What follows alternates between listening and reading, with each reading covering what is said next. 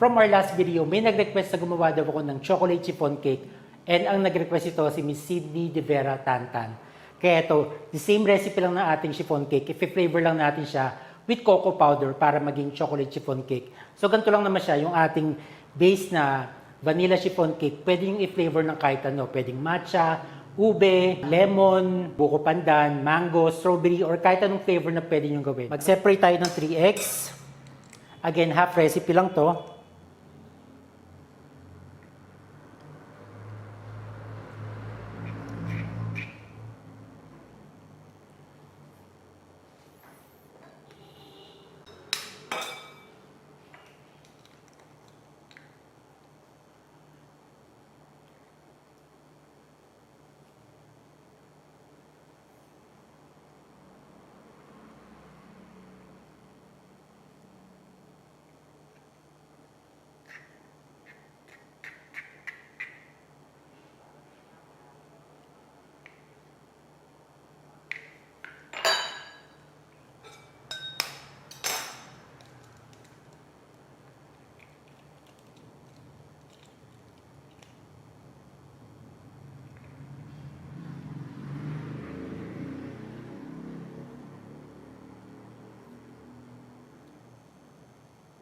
Sisimulan natin with meringue, 3 egg whites, 1/4 cup of sugar, 1½ teaspoon of cornstarch, and then build natin yung meringue until maging soft peak.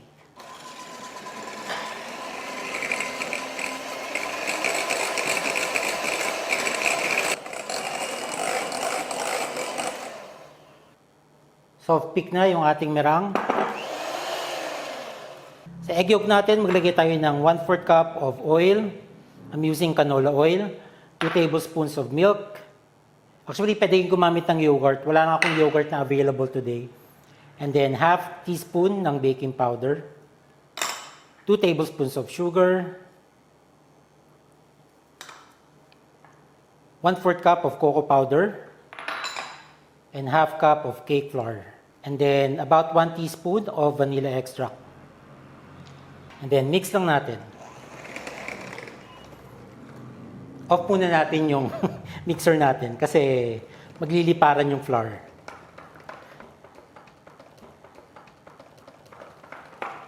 So pag wala ng dry, i-on na natin yung ating mixer.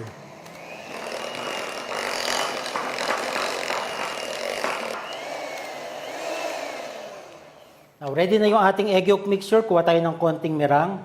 Transfer natin dito sa egg yolk para ma-thin out lang siya. And i-fold lang natin.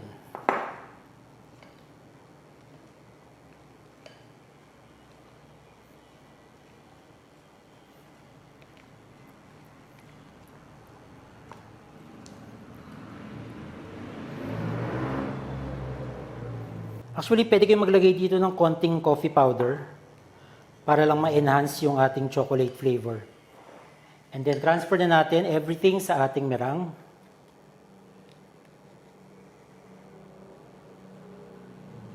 Now, kung magfe-flavor kayo ng chiffon, dito nyo ilalagay sa egg yolk mixture. And then we fold.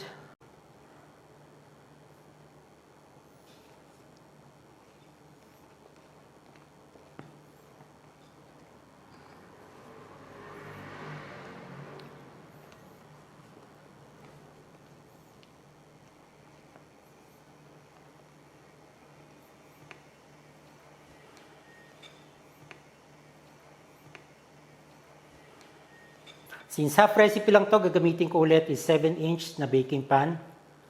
Again, walang parchment, walang grease. Kailangan dumikit yung ating cake habang nagra-rise sa oven. So, konting tap-tap. Para lang mag-pop yung malalaking air pockets or mga air bubbles na trap sa loob ng cake. And also, pwede yung gamitin ng knife. Hiran nyo lang siya. Para yung mga na-trap na air bubbles, yung mga malalaking air bubbles, pumutok. Para maganda yung maging crumbs ng ating chiffon cake. So again, one more tap. And then bake na natin. Preheated oven 160 degrees Celsius and we bake this for 45 minutes to 1 hour. Again, yung ginagawa natin pang test.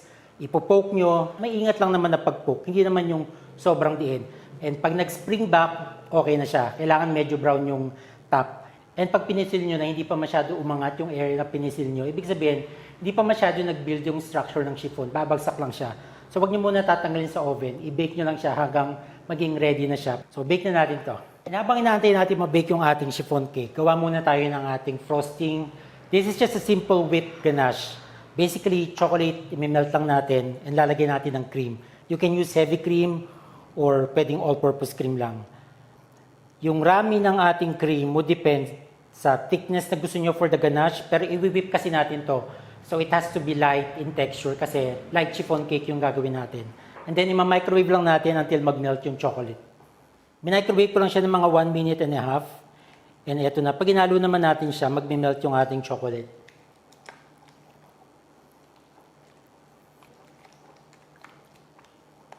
So makikita nyo meron pa siyang mga buo-buo na chocolate. Ibabalik ko lang siya sa microwave for about mga 30 seconds lang. Okay, after 30 seconds, eto na siya. Medyo malapot pa siya actually. Oh.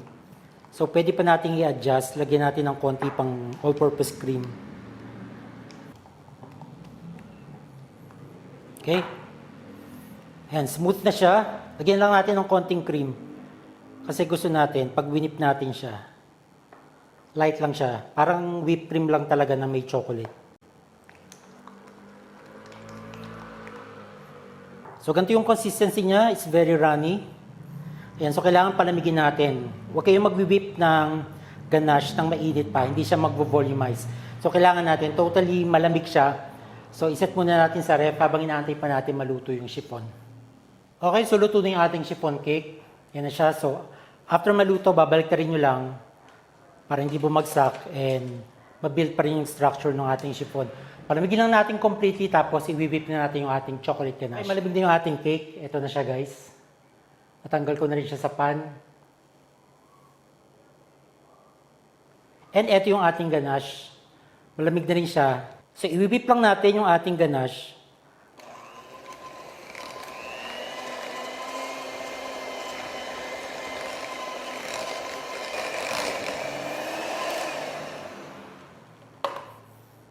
Now, syempre maglalighten yung color niya. And depende sa lightness ng ganache na gusto nyo. Ito for me medyo heavy pa siya. So lalagyan ko pa ng konting cream.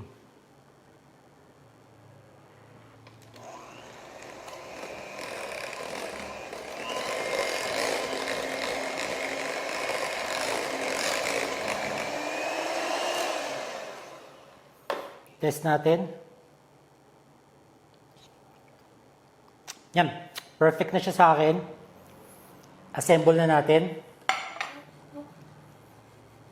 Okay, first layer. Look at that, guys. Ang ganda ng texture. Then, apply tayo ng ganache. Ating whipped ganache. Medyo warm pa siya, actually.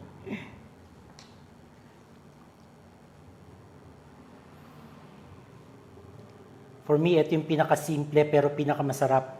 Hindi siya mahirap gawin. Magme-melt ka lang ng chocolate, lagyan mo lang ng all-purpose cream or heavy cream. Masarap na frosting na siya. Basta lang gagamit kayo ng quality na chocolate. Okay, frosting.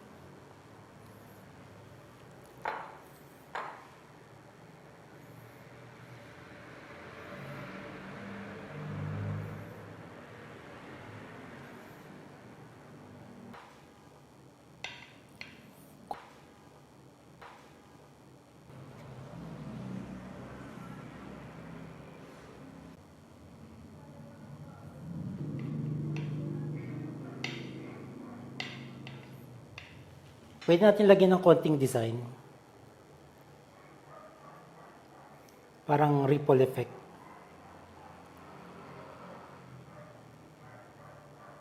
And then dadas natin ng cocoa powder.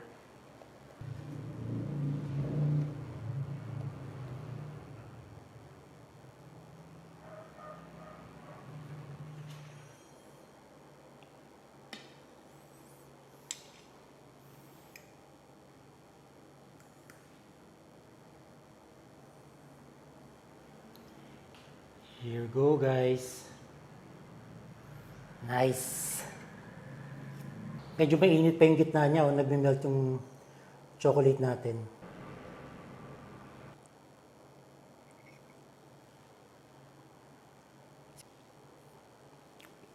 Guys, pag nakatry na kayo ng mga Japanese chocolate cake, parang ganito siya guys. Sarap. It's very chocolatey. Super lambot ng ating chiffon. Very moist. Perfect lang ng ating whipped ganache. Napakasimple lang niya. Pero napakasarap.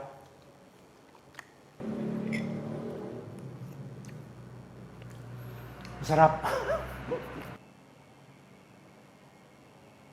One last big bite. Let's go. Kape na lang ang kulang or tsaa. Perfect na to guys. Again, magte-thank lang ako sa nag-request ng ating chocolate chiffon cake kay Miss Sydney De Vera Tantan. Thank you so much kasi may pang-dessert na naman ako sa mga susunod na araw. Promise masarap siya. Kung nakatry na ko sa mga Japanese restaurant or Korean restaurant na nag-offer ng chocolate cake na may pagka-chiffon base, guys, pambato ko to. Pwedeng ilaban doon. So yun na guys, I hope nag-enjoy kayo and see you again next time. Thank you for watching. Bye-bye.